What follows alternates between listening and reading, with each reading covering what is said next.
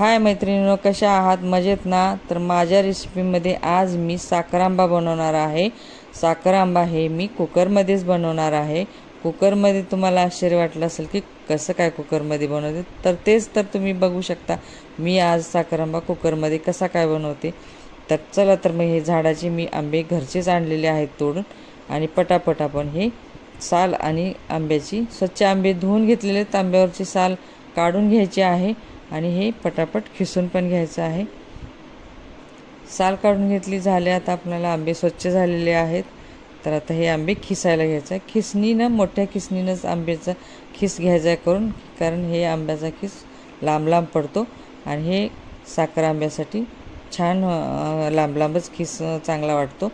तर हे आपण खिसून घ्यायचे आहेत। आता आंबे 2 आंबे खिसलेले आहेत, तिसरा पण आपण आंबा खिसून घ्यायचा आहे। आता ते आंबा खिसल्यानंतर आपण हे खीस किती होतो हे बघायचं आहे। तर 2 वाट्या खीस असेल तर आपल्याला 4 वाटी साखर लागणार आहे। तर हे माझा खीस आता किती होतो हे मी बघणार आहे, तर बघूया किती होतो। तर हे 1 वाटी भरलेली आहे। आणखी आता आपल्याला हे किती होतं बघूया।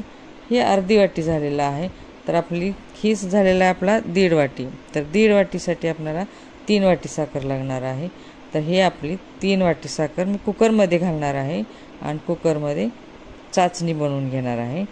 हे बघा, आता 2 वाट्या पडले तर तिसरी वाटी, 3 वाट्या साखर झालेली आहे। तर हे साखर ओली होईल एवढंच पाणी आपल्याला घालायचं आहे। तर हे साखर ओली होईल एवढंच पाणी मी टाकून घेते आणि इकडं गॅस चालू करून घेते। साखर सगळी ओली करून घेतलेली आहे, गॅस चालू करून घेतलेला आहे। ढवळून घेऊया थोडंसं, आपोआप ती साखर विरघळते इकडं। तर इकडं आपल्याला हे गॅस चालू करायचं आहे। गॅसवरती पातेलं ठेवायचं आहे। पातेल्यामध्ये 1 कप पाणी घालायचं आहे आणि ह्या पाण्याला उकळी आली की आपल्याला ते खिसलेला खीस आहे ना, तो त्या पातेल्यामध्ये घालायचा आहे।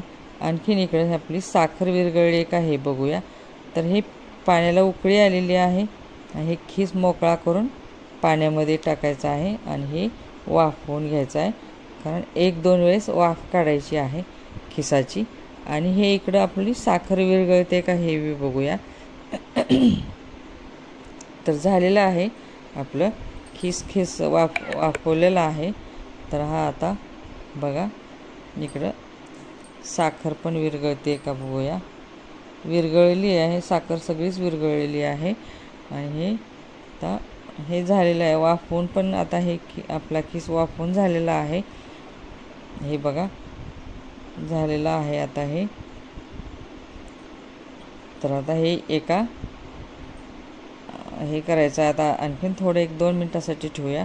आणि हे इकडची सगळी साखर आपली विरघळलेली आहे, सगळ्या साखरेचं पाणी झालेलं आहे।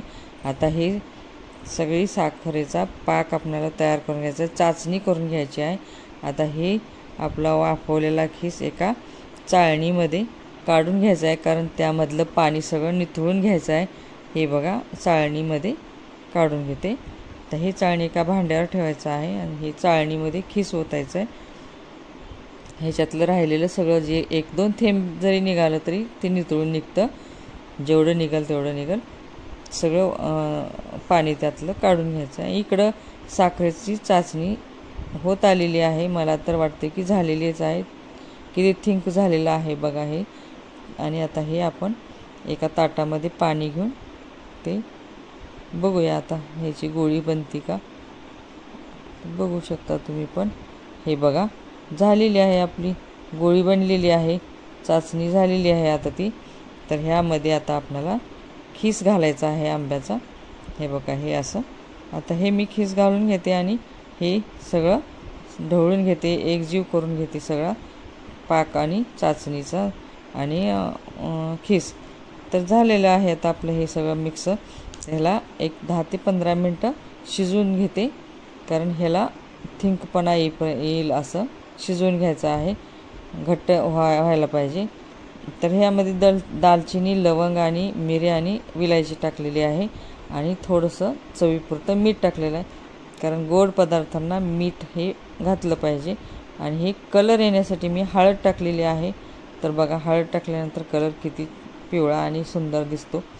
तर हे झालेलं आहे। आता थोडंसं आपल्याला थंड करून घ्यायचा आहे आणि आपला साखर आंबा तयार झालेला आहे कुकरमध्ये। तर हे बघा घट्टपणा झालेला आहे बघा, हे किती छान दिसतो आणि झालेला आहे आता आपला। शेअर करा, सबस्क्राईब करा, सबस्क्राईब करायला विसरू नका, कमेंट करायला पण विसरू नका। कमेंटमध्ये मला सांगा की माझी रेसिपीमध्ये काय चुकते का किंवा बरोबर येते का। तुम्ही सांगितल्याशिवाय मी सुधारणार आणि सुधारणा करणारच ना त्यामध्ये। त्यामुळे तुम्ही माझं काय चुकत असलेलं किंवा काय बिघडत असलेलं हे पण तुम्ही सांगू शकता। तर बघा कशी झालेली आहे रेसिपी माझी, आणि कमेंट करा, शेअर करा, सबस्क्राईब करा, सबस्क्राईब करायला विसरू नका। आणि तुम्ही पण मी जसं बनवले कुकरमध्ये तसं तुम्ही पण बनवा, झटपट होते रेसिपी हे आणि वेळ नाही लागत, मस्त झाली।